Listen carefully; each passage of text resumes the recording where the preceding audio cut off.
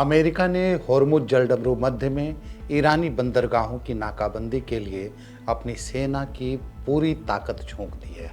उसने अरब सागर में USS Abraham Lincoln को तैनात कर दिया है। यूएसएस जेराल्ड आर फोर्ड भूमध्य सागर के पूर्वी हिस्से में तैनात है, जबकि USS George S W Bush Gibraltar जलडमरू मध्य से होते हुए भूमध्य सागर में एंट्री ले चुका है और उसकी सतर्क निगाहें पूरे क्षेत्र में हैं। इसके अलावा अमेरिका के 2 amphibians ready group USS boxer और यूएसएस त्रिपोली भी इस क्षेत्र में मौजूद हैं। बताया जा रहा है कि बीते 2 दशक में समुद्र में यह सबसे बड़ी नौसैनिक तैनाती है। अमेरिकी सेंट्रल कमांड ने कहा है कि यह नाकेबंदी ओमान की खाड़ी और होर्मुज जलडमरू मध्य के पास लागू होगी। इस नाकेबंदी का असर सऊदी अरब, कतर, यूएई, कुवैत और इराक के बंदरगाहों पर नहीं पड़ेगा। यह नाकाबंदी भारतीय समय के मुताबिक सोमवार शाम 7:30 से लागू हुई है। इसके बाद अमेरिकी राष्ट्रपति डोनाल्ड ट्रंप ने चेतावनी दी कि इस नाकाबंदी के पास अगर कोई ईरानी जहाज फटकने की कोशिश करता है तो उसे उड़ा दिया जाएगा।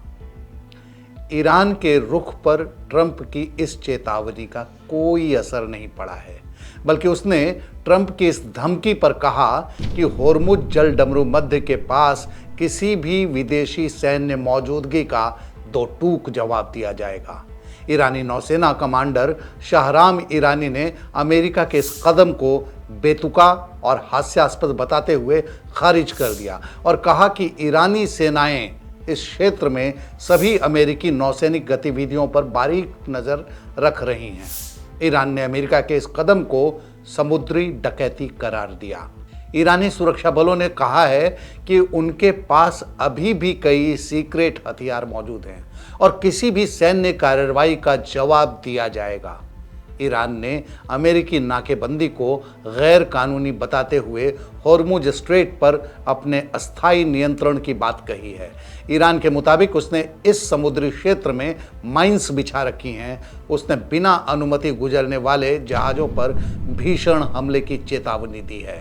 हालांकि डोनाल्ड ट्रंप ने दावा किया है कि ईरान की सैन्य ताकत कमज़ोर हो चुकी है, उसकी नौसेना प्रभावी नहीं रही।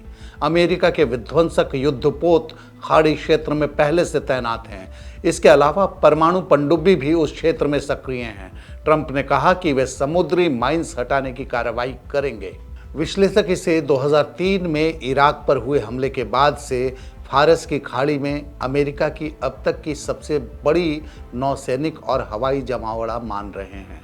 अमेरिकी सेना ने नाविकों से चैनल 16 के माध्यम से संपर्क करने को कहा है। बता दें कि यह समुद्र में जहाज़ों के बीच आवाजाही के लिए इस्तेमाल होने वाला एक खुला संचार माध्यम है। इस बीच इजराइल ने भी अपनी सैन्य तैयारी तेज कर दी है। रिपोर्ट्स के मुताबिक बेन गुरियन एयरपोर्ट पर अमेरिकी KC-135 रिफ्यूलिंग विमान तैनात किए गए हैं। इन स्थितियों के बीच फिलहाल खाड़ी क्षेत्र में चल रही जंग रुकती नहीं दिखाई दे रही, बल्कि उसके और तेज होने की आशंका है। ऐसे में तेल सप्लाई और समुद्री व्यापार पर असर पड़ने से दुनिया भर के बाजारों में अस्थिरता बढ़ने की आशंका पैदा हो गई है। याद रहे, होर्मुज सिर्फ समुद्री रास्ता नहीं बल्कि वैश्विक अर्थव्यवस्था की नब्ज है। यहाँ टकराव का मतलब है तेल व्यापार और कूटनीति पर नेगेटिव असर पड़ना। अंतर्राष्ट्रीय मुद्रा कोष ने भी इस बाबत चेतावनी दी है कि वेस्ट एशिया संकट विश्व की अर्थव्यवस्था के लिए खतरा है। इस खबर में फिलहाल इतना ही। देश और दुनिया की बाकी खबरों के लिए देखते रहिए India.com।